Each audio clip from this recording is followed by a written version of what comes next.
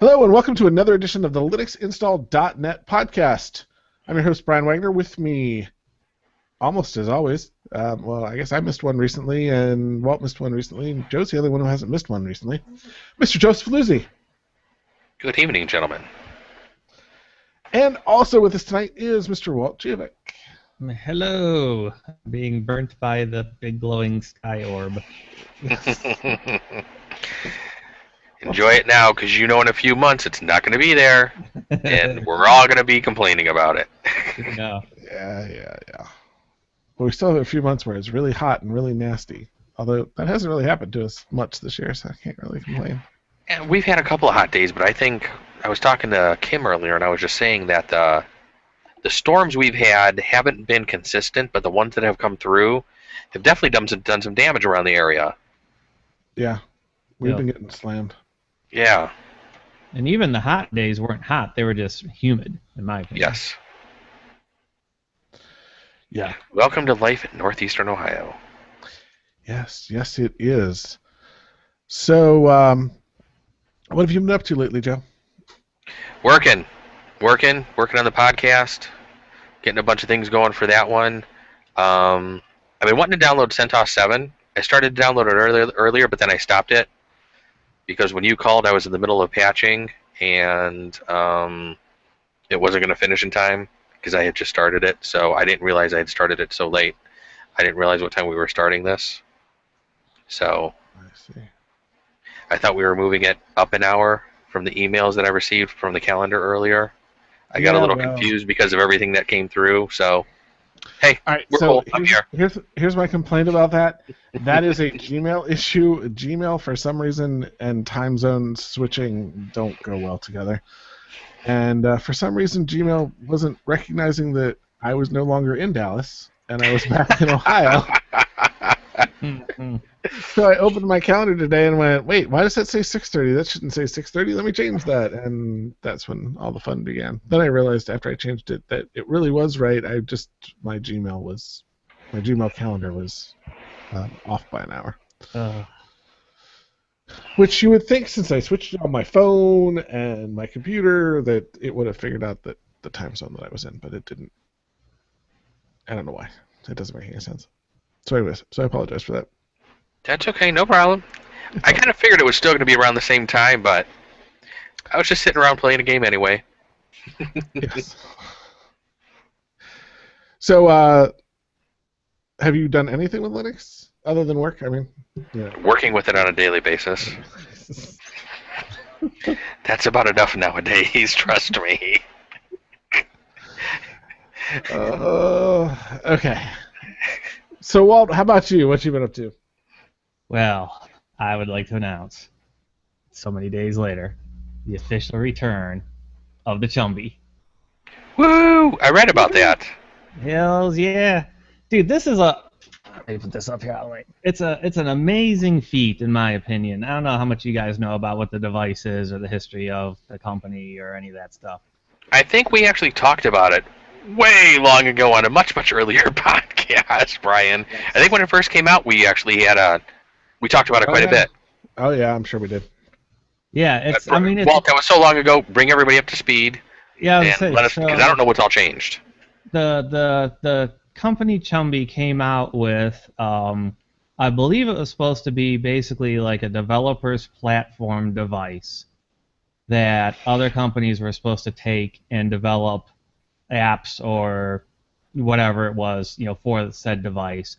They sold a beanbag-like one with a screen. Later on, they went to the Chumby 1 and then the Chumby 8, which were hard-shelled. And Sony's, is it the Dash, I think, licensed that technology and came out with the device. And then the one that I have, the Best Buy Insignia series, came out and licensed the device. And there was one or two other, I don't know if they were in the United States, they might have been European devices that actually came out. But the long and short of it is it's a little Linux box with a 320 by 240 screen, if you got the 3-inch one, and 800 by 600 for the bigger ones, that logs into the Chumby server downloads its operating system, and then plays back a series of Flash-based widgets that do everything from displaying Twitter feeds or getting the weather or interactive mail. And in my opinion, it was one of those a good idea before its time devices. You know, me buying a lot of gadgets, I see that quite often where a higher price tag killed something, and then so many years later, when something becomes commonplace, in our case now, like phones and tablets that are $100, do everything that this device did years ago. So Now, how much were they when they originally were out? Do you happen to remember? Because I don't off the top of my head. I want to say $100 for the 3-inch, and it might have been 200 or even more for the 8. They were pretty expensive. And considering it was basically just a fancy clock picture frame kind of device, it really was overpriced. But the problem is that Chumby didn't plan on selling hardware. They just wanted to license the design and then let bigger companies absorb the cost and make their own devices. All the software though was free, so you got like, I don't know, a couple thousand apps that you can run as long as you bought one of these things. So I thought the idea was really cool.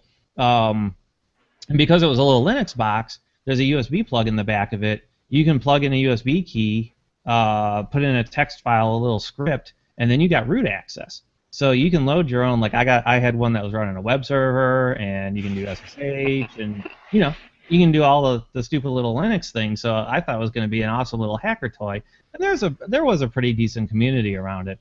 So a little over a year ago or so, Chumby unfortunately didn't license enough of these things that they needed to do, and the company went out of business. Because the device has to log into their server to download its OS and run the widgets, all of a sudden you had 40-some thousands of these things that were basically paperweights. So there's a guy, his online handle, Dwayne, formed a company called Blue Octi, and he bought the licensing and copyright and all that other fun stuff from Chumby and set up a temporary server that would display a single widget. It was a Lacars-based clock with a little calendar in the corner, and it was the coolest thing in the world. And I was very pleased that I was actually able to use the device. Now, the device, once you got the OS, though, it did have some built-in alarm clock features, some music playback features, some local media playback like MP3 and whatnot. So because it at least got a ping that a server existed, you could still use some of the local features. But I loved that clock, so I kept mine running just on my desk over here to have a cool Star Trek clock.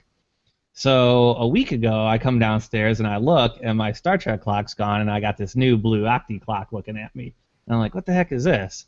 So I go to the website, and come to find out, over the last year, Dwayne rewrote the entire back-end server. Oh, holy crap. Because he bought all of the licensing, he had the original user registration database with all the device registrations, set up a new server, set up the new back-end, reprogrammed some of the client stuff, and then all of a sudden, a year or some later, all these things just quote-unquote woke back up. And they're all fully functional with 1,000-some apps again. Because not just one guy, but basically one guy's vision and a few people helping them, they were able to make that happen. So I never realized that there were 1,000 apps for it. I remember when Brian and I first talked about it, we knew that there were some. I never realized there was that extensive of a library available for it. Yeah, there's actually many, many more. There's only 1,000 of the original library that still work. Because a lot of them, like, give you an example, like the Twitter, over the last year, how many times did Twitter change their API? So that original app doesn't even log into their servers anymore. So, that's one that the original developer now has to go back and modify if they want to use it. But there's a lot of third-party independent apps, like clocks and things like that, or local servers or media players or photo flippers or whatever that weren't dependent upon anything else that still work just fine. The only get you now is this individual does not have any capital to run the service for free. So it's a $3 a month subscription in order to actually get any widget other than the default clock and calendar, which I think isn't that big of a deal. I mean, we're looking at what, $36 a year. Is he doing $36 a year? Right now, you have to pay $3 a month, which is kind of ridiculous. See, because I'm a huge Pandora fan. Pandora had allowed you to do annual plans, which were a slight discount.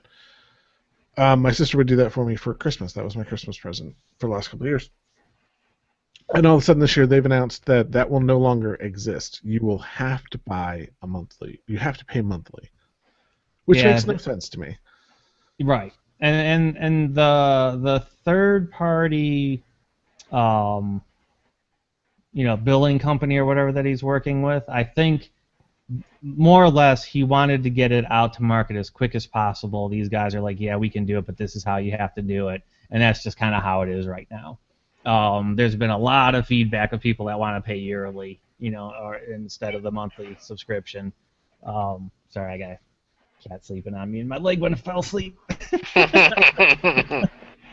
So all that stuff's in the works, but like a lot of people were saying, like even their credit card company, when you only do a $3 charge, especially if it's something reoccurring, it gets flagged for, improper, invalid use or whatever.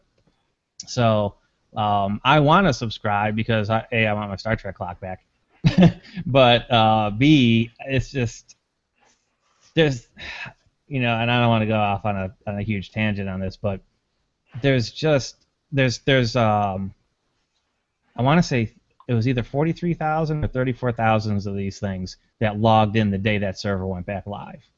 So there's a lot of them out there. And there's about 4 or 5 guys in the forum complaining that now they got to pay for this service.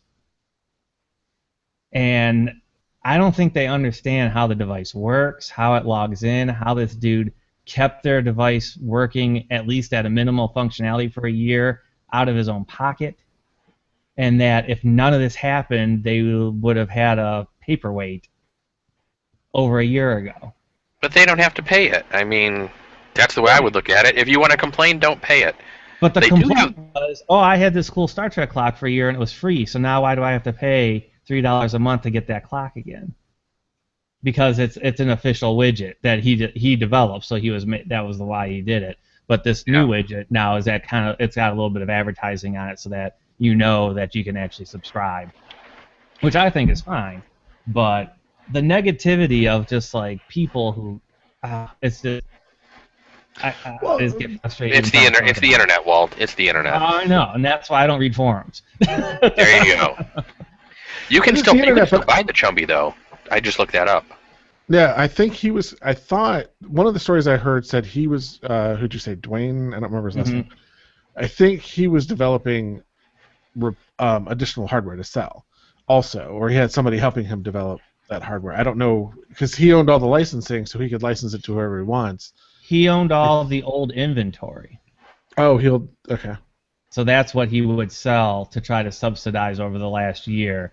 They made T-shirts and buttons and stickers, but he actually had all the old inventory too. So as he refurbished them, they would go up on the website to be resold. Yeah, because he has the Chumby 8 red and black for $100. Then he has a ton of used ones in various colors. Yep. Which are $60. So it's $100 for the 8, and then $60 for the small, cushy ones. Yeah, and I know. Did you say the 8 was an 8-inch screen? Hold on. Yes. Sorry. And I know when I got mine, I got them when they were on clearance for $50, and I think $50 for the 3-inch. So if he's at the 60 price point, that's pretty close. Is a pretty good deal. The 8, you got a better screen for a web browser because at least it's 800 by 600. So certain uses or features like there's an app where you can have server stats displayed. You basically run a little PHP script on your server. It sends the information to the Chumby, and you can have lights light up when certain things are online or offline or running or whatnot. So on my little 3-inch screen, I can maybe have 4 or 5 lines of stats, and that's really about it. On that bigger 8-inch, I can actually have a pretty nice, panel. So there's some reasons to have it, but most of the apps are developed for the 320 by 240 screen. So on the 8-inch at 800 by 600, they're just blown up, and in my opinion, they look kind of crappy. So depending upon what your need is, I have a hard time arguing the 8. I think the 3 is a pretty nice device though.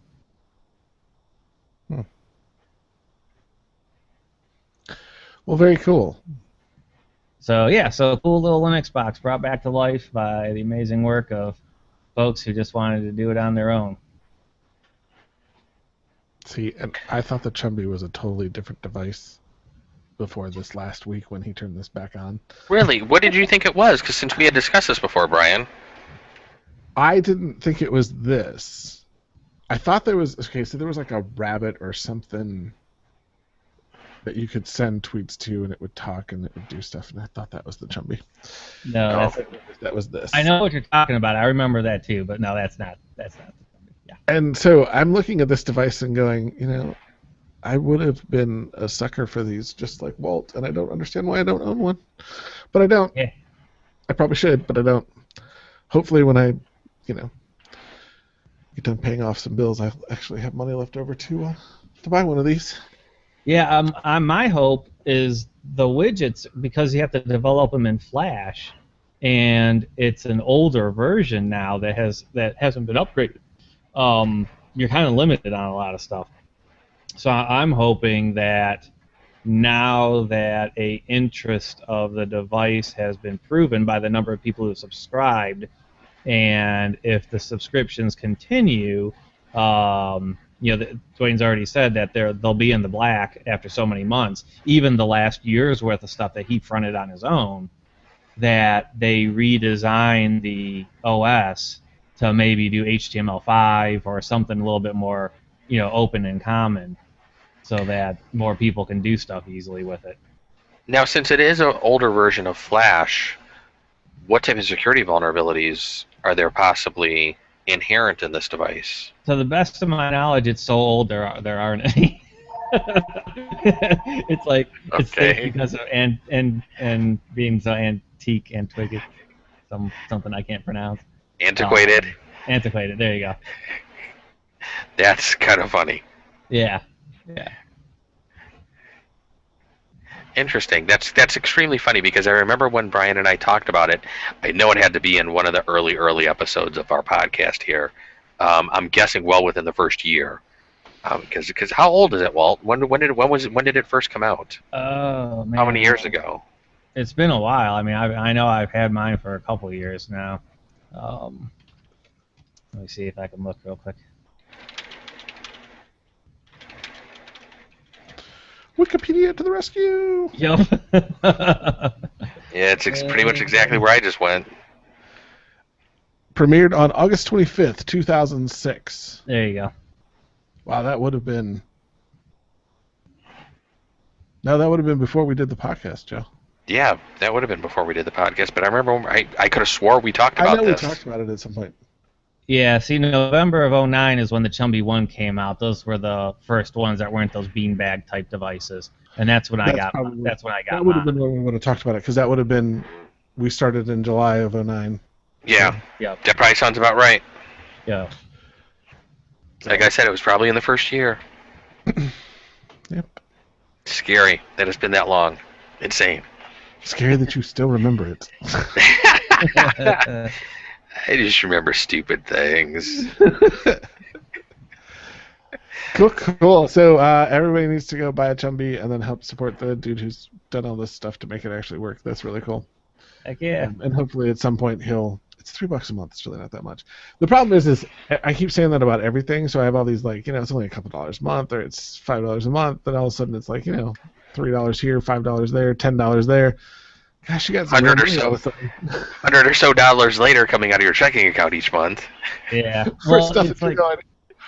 Well, you think about it, I mean, for $3 a month, that's like so you don't get a coffee one day. But you have to be diligent enough not to get a coffee one day. Otherwise, that reasoning doesn't really work.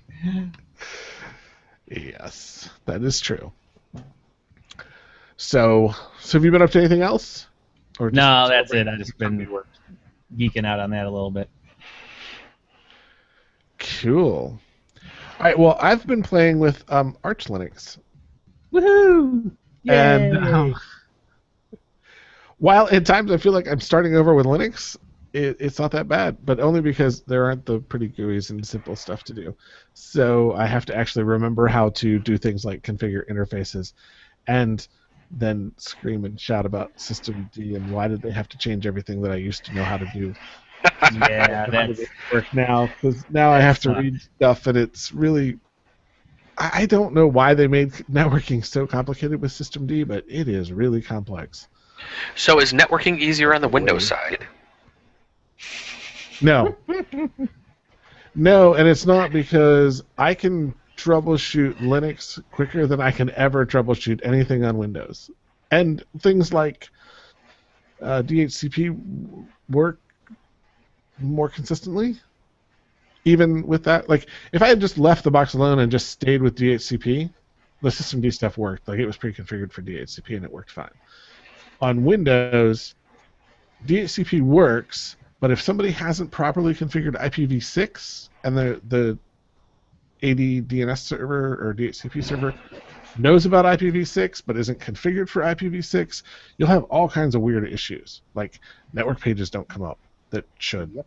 DNS resolution doesn't work properly. And then all you go in is turn off IPv6, reboot your machine, and everything's fine. Hells yeah. Because IPv6 was checked, and because somebody didn't know what they were doing on the DHCP side on the IPv6 on the Windows server, it can cause all kinds of problems. So no, this is easier, because even if IPv6 is there, it might come up, but it'll go to whatever works. It doesn't prefer. Windows prefers IPv6 if it's available, which is kind of a bad stance at this point, because I don't know too many companies that are actually properly or even taking the time to think about configuring IPv6. I was going to say, do you know of, have you seen anybody actually? I mean, I haven't, different people that I've talked to, I mean, I really haven't seen or read too much of people actually even working with it yet. Most I've had- network meetings. Oh, sorry. Go ahead. I say most network meetings I've been in, when new hardware purchased or technology, upgrades are talked about, IPv6 is always one of the first things where they have to make sure it's in it, but nobody's using it. Yeah, exactly. They want it there just in case we have to turn it on one day. Right. So we just want to make sure it's right. We're ready. So we can't say we weren't prepared. That's right. It's a little check mark, Yeah. basically, in somebody's list. Okay, that's there. Check. The only people that I have not seen any companies do it yet. Only because, refer to Walt's comment about hardware, software solutions, there are still too many legacy solutions that do not support it, or really old printers. Like, the printer works fine. The old HP DeskJet ink, or not DeskJets probably, but LaserJets. Hmm. The older ones that you can still get cartridges for, so nobody's bothered to get rid of them. Even though the drivers don't really work as well on Windows 7 and 8. But, you should upgrade your printers. That's for a friend of mine who works for the government here in the great state of Ohio, who hasn't bothered to upgrade their printers yet. But, yeah, I haven't seen anybody at a corporate side do it. I have friends that have done it. I've watched and listened to people talk about doing it. But, yeah, no, I don't know anybody doing it. Matter of fact, I even participated. I had it set up at one point before I got married, that long ago. Like, when we're talking, I've been married for 10 years, so 2004, 2003 was the last time I set it up, and it kind of worked. But I don't see a reason to do it at this point still, even though we're out of addresses. Which kills me, because we've been out of addresses for how many years now? Well, somebody put out a sheet of infographic basically showing where the IP addresses are being used, or like who owns the IP addresses, and companies like Apple, IBM, and HP own literally billions of addresses, and they're not using anywhere near that many. So it doesn't make a lot of sense as to why they still are holding on to them. So if they wanted to start selling them, I don't know if they're waiting for some black market to show up for for IPv4 addresses because we're out of them in the U.S. supposedly. I don't know. These guys would all be sitting on caches of IPv4 addresses that are pretty huge, but they all seem to want everybody to go to IPv6 too. So who knows? Maybe they're just going to hoard them and do all that stuff. But anyways, so I've been playing with Arch. Arch is cool. Just like every other Linux, I like them all. They're all good. Been having fun. I like Arch for servers right now, but I don't know if I'm going to continue that way. Mostly because Arch's default stance is the bare minimum, and you have to install everything that you want. And I happen to know what I want. Most people probably don't. But it also means it takes a little while, especially when I'm doing this on my Raspberry Pi, and I have to wait for it to... Actually, the downloading hasn't been the problem. It's been whatever Arch has to do once it's trying to install certain pieces of software, and I don't know what that was, but it took like 2 hours to install about 70 patches the other day. Oh.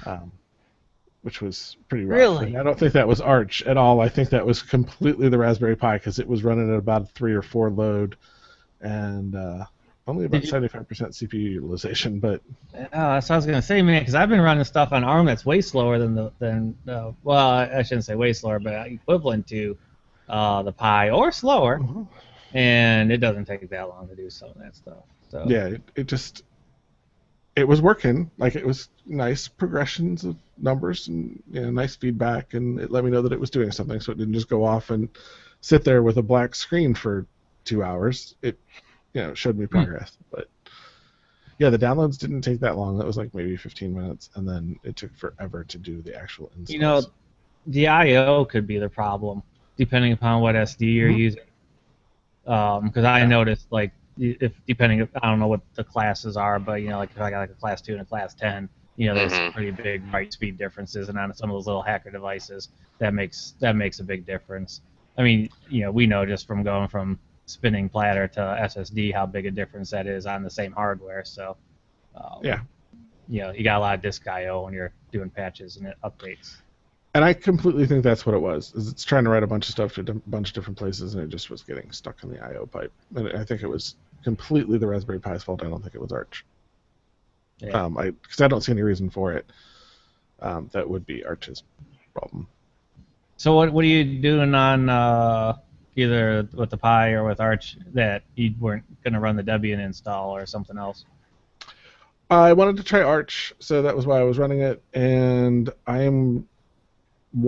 have had a ClearOS machine, which is basically a variant of CentOS, that came into my awareness when the CentOS guys were going kind of wonky, and it wasn't looking like that project was going to survive because the leader of the project just disappeared for 6 months or 9 months or something like that. So I had switched over to using ClearOS because at the time I wanted to get rid of the Ubuntu machines that I was playing with and have some non-Ubuntu machines, just so that I kept reminding myself what was different about them so I wouldn't lose any of that. And maybe the newer versions of ClearOS are better. There were a lot of little issues with the ClearOS system itself. The OS, if I SSH'd into it, it was fine, but their GUI wasn't as polished as I was led to believe when I listened to them get interviewed. So I had been doing everything manually, and I wanted a separate machine, not on my VMware machine, that actually did DNS and DHCP. So I'm going to use the Pi for that. So I figure super low power, DHCP, DNS really don't consume that much resources, so it should be able to handle it just fine. I may put some other stuff on there later. I don't know. I know better than to try to put I/O on there. There's been plenty of articles out there written about the I/O on the Pi is just too slow. Don't try to use it as a file server because you'll get killed on performance. So it's alright for a backup machine, where you don't have to like do real time. It could just run overnight, and you don't really care about the speed. But yeah, I agree, no more than that. But the first time I attempted this, I hadn't expanded the disk on the to use the full 16 gigs that I have on that SD card, and I filled the disk up really quickly. Yep. So I may go back and rerun that stuff. I was trying to run the Gunnery the Django software and see if I could get a system up for my wife to use, like we were talking about a couple episodes when it was just you and I, Walt, a few episodes back. But yeah, I don't know. Like I said, Pac-Man isn't that bad. It seems to do a really good job of resolution, of dependency resolution. I think it's great. It's yeah. Right now, I'd have a hard time picking between Yum, Zipper on the RPM-based systems. I still love apt, and Pac-Man is right there with them. So much less concerned than I was before I started, because it had been a long time since I'd used Arch, and it wasn't nearly as polished as it is now. But they've done a good job, and it's come a long way. So it's really good. Yeah, I think you're right on that. Over the last couple of years, I'd say 2 years, they've really cleaned it up to the point where, again, it's not a new user experience OS, but once you get familiar, especially like you said, since unless you install a GUI, it's all command line. If you want though, it's all there to install. You just gotta set it up. But yeah, everything's pretty polished. I don't run into things that break very often anymore. To be honest, when it went the big switch to System D was the only thing I've ever had issue with, and that was more just because so many things changed and there were so many old file paths that had to be updated and this and that. That's really the only issue I've ever had with it, and I've been running it for years. Well, now that everybody has decided on System D, at least all the major providers, all the major Linux distros have decided on System D. So I can't imagine somebody not going with System D. Yeah. At this point, because there's just overwhelming drive to go in one direction and to get them all using the same init system. That being said, I have not had a great experience with System D to this point, and I think it's more that I just need to work with it more. But it was so really easy to do stuff before, I thought. I mean, that was one of the things I loved about Arch, and I didn't realize, I didn't have the knowledge to know that the init system was why it was so much easier. I just thought, oh, that's how they do it instead of the way everybody else does it. And then when they switched like everybody else, I was like, oh, that sucks. Yeah, I have to go do some stuff, and I probably should write a tutorial or two about how to migrate yourself over, since I am so used to the init system, the old init system. I mean, it's just, I understand that it's better and it's faster and it's more bells and whistles. Yeah. But there's something to be said for the simplicity. Yes. Yes.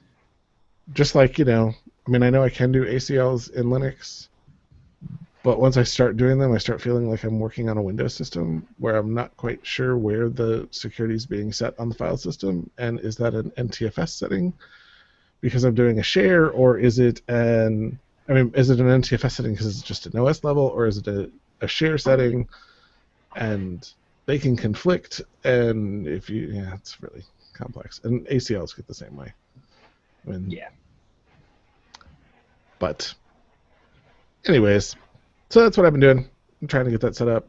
And most of the reason why I'm not done now is because I went through and actually looked at my configurations for DHCP and DNS, which I probably haven't touched in, a really long time. Other than to add and remove stuff, I haven't really cleaned anything up.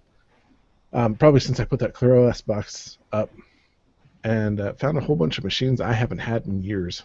And went, well, I should just delete these from DNS, and wow, I got huge blocks of IP addresses I'm not using because I thought I was running out of IP addresses. No, I'm not really.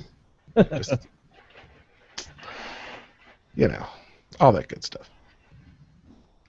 So I spent a couple hours last night watching Orange is the New Black and editing text files to remove them and put them in order. Sounds like fun. Yeah, it wasn't. But it's done now, so I don't have to do it. And I'm using Git to store them all now. And I'm going to use Git to pull them so that I can push up, and then I'm going to write some hooks to pull them down when I upload them. So when the system sees a change, it'll automatically pull it down and update it, so I don't have to do it. Or worried about DNS syncing, which is or can be extremely insecure. So, all right. So I don't know if we're going to talk about both of these, but I had this one thing. So I was looking around today. I got an email from LinkedIn, and it said, "Hey, go look at this story," which I will link to there. And it was asking people how they restart their systems from the command line. And I was shocked at how many people still do init space 6, or do even the more crazy but really more proper sync, either sync halt init 6 or sync init 6, and yeah. And I believe that the right way is to do one of two things: either to do a reboot command, which catches and uses the proper init system for that, or proper startup system, whether that's systemd or init or whatever the other one is. Well, from my understanding, I think one of the big things with reboot is it's probably the more polite thing to do on a server, especially if you work in an environment where you have multiple admins, because it will alert the other admins the system's going down. Mm-hmm. Right. So there's that. That's the polite thing to do with a reboot. Right. And reboot in a lot of systems is actually just calling a shutdown-r space now. So it doesn't say, those two commands are pretty much equal. There isn't really much of a difference. It also makes sure that it shuts things down in a proper ordered fashion, whereas init 6 just changes to that run level and be damned to anything that happened to be running. So if your database server was running, you just killed it, and it may or may not have shut down properly. It depends on how init was set up to handle it. Whereas, like Joe said, reboot or shutdown-r will do a much cleaner and more polite. That is a great way to put it, Joe. Well, now the shutdown-r I don't think alerts people it's shutting down, does it? I thought just the reboot did. Yeah, it does. No, it does. Okay. Yeah, because in some systems, reboot is just a alias to shutdown-r. I think most of it is because reboot doesn't exist in them all, and that's why I've always done the shutdown-r. Yep. But either way, I just thought it was really funny. I just had to comment on it. Well, I haven't even heard about changing to the init run level since like the early '90s. Yeah. So that's funny that I would say even a consideration, or people would maybe even know to do that. Close to 50% of the people said init 6. A whole bunch of people said no, you should be, and there's like some people very adamant about you should be either using shutdown-r or reboot. I think I always got into the habit of doing the shutdown-r now, and I don't know why. But it was something I got when I first started getting into Linux, when I was working with you, Brian. It was just kind of something I got in the habit of doing over just even a reboot. Probably because when you started working with me, reboot was sketchy as to whether it was going to be there, depending on which system you logged into. Yeah, and I think you're probably right. And so it just was like, shutdown-r. And then if you went to Ubuntu, most of the tutorials said shutdown-r too. Yeah, and I think it's just something I got in the habit of doing, because it's funny, we were actually talking about some of this stuff at work the other day. Which one was the proper one to do? What did you guys decide? I did the shutdown-r, but then Steve was the one who actually started talking about reboot saying the polite way, and I thought he said shutdown-r didn't actually alert the people that it was going down. And it may be that there's an inconsistency in the way they're executing it on all the different systems. Right. Because, my Debian box does. I can tell you that. Yeah. But it's really funny that we're talking about this, because I swear we were just talking about this literally a couple of days ago. That's funny. Yeah, I still have one machine that I have to use Halt for. It's, again, one of those ARM hack devices. And I think it has to run an old 2.4 kernel because of some compatibility layer, something. And for whatever reason, I actually have to do the halt on it in order to make it work. But with that one exception out of dozens others, I've always done the shutdown-r. Yeah, over the years, I don't know if I've ever done it in an init 6 on a server. I haven't done one in a long I can't time. think of a time of ever doing one, unless if I just did it at home, just when I was learning Linux, just to play around with it, just to see what it did. Right. That's what But I was I going to mean- say. I remember early 90s when I was still learning how to do everything, transitioning a little bit off a mainframe to, PC-based Linux and reading about that and probably doing it a couple of times. But Right. But I mean, considering See, like what you were saying, Brian, that it doesn't really shut down everything properly, it just kind of takes the rug out from under everything. I think that's the reason why I've always just been in the habit of either the reboot of Shutdown-R now, and like I said, more of the Shutdown-R now. Yeah. So, okay, well, here's a question then, and this is something that I've run into. The -R obviously is the reboot flag. Right. So, what do you do to actually shut down the machine? -H, halt. Isn't that it, Brian? Mhm. Yeah, Shutdown-H is a halt. I would I have run corrected you if you into- were wrong. Go ahead. I say I've run into a couple systems that wouldn't work. And again, Really? it's the hacker toys, so it might just be the. Did it give you an error? It would. I think it just goes back to the login prompt, so it doesn't reboot. It just ended the session or something like that, if I remember right. I forget what that is. I've seen that before. I don't know what that is because it's been a long time. I don't know if I've ever seen This is that. on all old, the proprietary Linux where somebody backdoored somehow, and then you can add your own scripts and whatnot. So it was never on like an actual real install.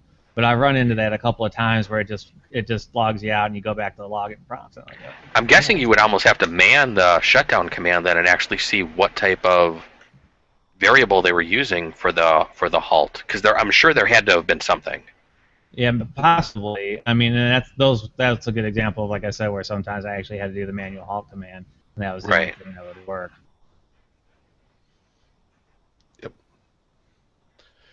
Cool. Interesting. Computers, they are a fun thing. They are. So I think that just about does it this week. We're about our 30, well, probably over our 30-minute mark. But Yeah, whatever. 45. Yeah, we're allowed. It's our podcast. Mm-hmm. We're still doing better than the hour and a half, 2 hour ones we used to do. So You can just bank that time for next week.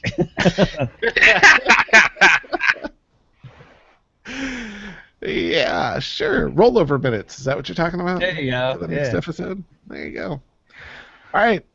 So in conclusion, why don't you go ahead and follow us and join the almost 5,000 people we have following us on Twitter as @LinuxInstall. You can join our Google Plus community over at plus.google.com/the +Linux install, all one word. And of course, you can email us at podcast@linuxinstall.net. You can find out what Joe's doing over at whatimPlayingNow.com.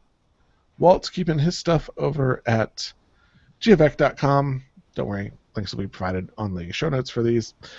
And I'm doing DevOps Mastery, although I haven't posted one in a couple weeks, but I am doing DevOps Mastery over at DevOpsMastery.com. Is there anything I forgot? I think that's it. But you know what everybody should go do, Brian. They should go install some Linux.